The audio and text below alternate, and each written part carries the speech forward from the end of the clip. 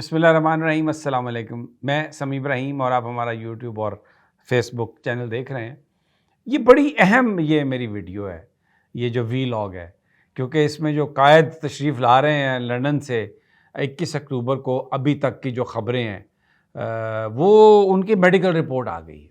और मैं भाई सैयद खुर्शीद शाह साहब जो है ना, मैं कहता हूँ कि वो वाकई कोई सैयद बादशाह बड़े ही कोई इल्म वाले हैं। उन्होंने कहा था कि नवाज शरीफ साहब की तबीयत ठीक नहीं है, भले तारीखों का ऐलान हो रहा है लेकिन कोई पता नहीं किस वक्त उनकी तबीयत ख़राब हो जाए और वो ना आ सकें।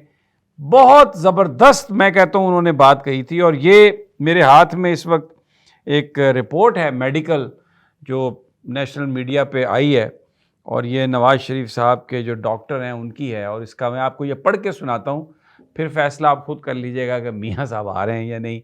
और आप उनकी रिपोर्ट पढ़ें तो ऐसा लगता है, मैं जब एफ़ए में मैं था स्टूडेंट एफएससी का, तो अंग्रेज़ी में एक वहाँ पर एक मज़मून था, the man who was A hospital, यानी एक बंदा था, उसकी कहानी थी। वो जो चीज़ पढ़ता था ना अखबार में या इधर उधर बीमारी कोई, तो उसको ऐसा लगता था कि वो मुझ में है। तो ये दुनिया जहान की बीमारियां, कोई दिल ख़राब है, पता नहीं क्या कुछ ख़राब है मियाँ साहब का, इस रिपोर्ट में ये लिख दिया गया। और हमने तो देखा उनको खूब, हर वक्त वो कुछ मुंह में डालकर तो अपने इसके चेहरे की प्रैक्टिस के लिए, यानी उसको स्किनी करने के लिए वो करते रहते हैं, जैसे चिंगम खाता है वो भी करते रहते हैं। और कॉफ़ी शॉफ़ी भी, और सीढ़ियाँ इतनी तेज़ी से चढ़ते हैं माशाल्लाह, मैं नहीं चढ़ सकता। मैं आपको उनकी वीडियोज़ आप देख लें, यूँ फलांगते हुए जाते हैं ऊपर। खैर बहरहाल अल्लाह उन्हें सेहत दे। ये रिपोर्ट पढ़ते हैं जनाब। ये है जनाब, to whom it may concern, mister Nawaz Sharif, date of birth 25 December 1949। और ये जो डॉक्टर साहब हैं जिन्होंने ये लिखी है, professor Carlo D Mario, consultant इन इंटरवेंशनल कार्डियोलॉजी। कहाँ पर हैं, हॉस्पिटल कौन सा है, ये नहीं लिखा उन्होंने, लेकिन कंसल्टेंट हैं कार्डियोलॉजी के। Let me confirm that I followed this patient with previous CABG। ये कैबेज होगा या कोई टेक्निकल वर्ड है। अब मेरी forgive me for not being able to understand these medical terms, और समटाइम्स उसको प्रोनाउंस भी मैं ठीक नहीं कर सकूंगा, तो डॉक्टर हज़रात से माफ़ी के साथ। मल्टीपल एंजियोप्लास्टीज एंड एब्लेशंस, यानी मल्टीपल एंजियोप्लास्टीज हुई हैं, कई एंजियोप्लास्टी हुई, स्टंट डाले गए हैं।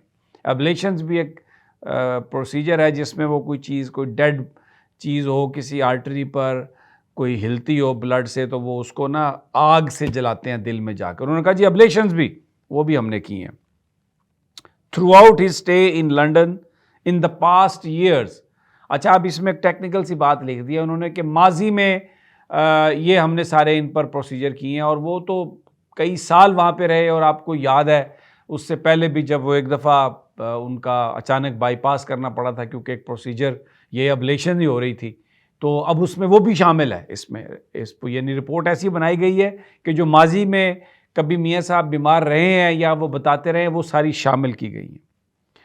We first tried medical treatment strengthening his antennageneal therapy। अब ये क्या है मुझे नहीं पता, उन्होंने कहा जी हमने किया।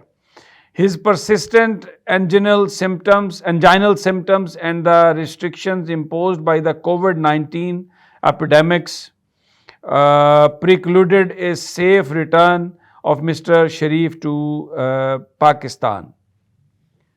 जनाब, कोविड ने और इसके साथ एंजाइना के दर्द ने, जो उनको आती थी, अलामात ज़ाहिर होती थी, उसकी वजह से माजी में ये पाकिस्तान जाना चाहते थे, लेकिन मतलब इनका सफ़र जो है वो कहते हैं प्रीक्लूडेड, रोक दिया गया था।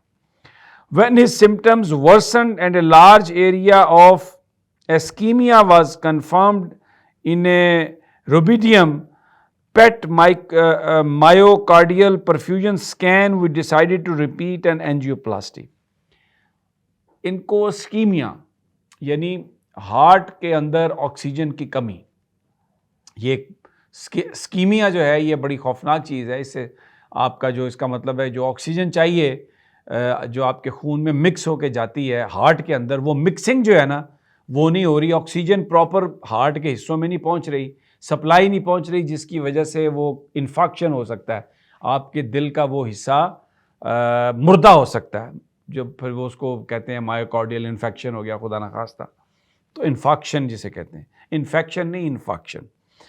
तो वो कहते हैं जनाब हमने जब ये देखा कि इनको ये मसला है तो हमने एंजियोप्लास्टी की। This treatment was performed on November 2022 के नवंबर 2022 में, ये यानी अब से चंद महीने पहले भी एक एंजियोप्लास्टी हुई है, कोई हमें खबर नहीं आई थी, ना मीडिया ने दी खबर, ना शरीफ खानदान ने दी, और ना ही कोई मेडिकल रिपोर्ट अदालत में ऐसी जमा कराई गई जिसमें यह था कि नवंबर 2022 में, जो मेरे इल्म में है कि वहाँ पर कोई ऐसी बात हुई। लेकिन अब ये रिपोर्ट कह रही है कि ये ऐसा हुआ। और the treatment was perform number 22 and targeted on occluded left circumflex artery, left circumflex artery जो है ना उसमें ये हुआ। अब उसमें उन्होंने इट रिक्वायर्ड रोटेशनल, कोई टेक्निकल है, फिर इंट्रावस्कुलर, ये भी कोई लिथोट्रिस्पी, सॉरी मैं डॉक्टर नहीं हूँ, मैं अगर सही आप उसका प्रोनाउंस नहीं कर सका तो, और multiple stents deployed and expanded under IVUS guidance, multiple कई स्टेंट डाले गए, ये हमें बताया नहीं गया था भाई, इससे पहले नहीं बताया गया।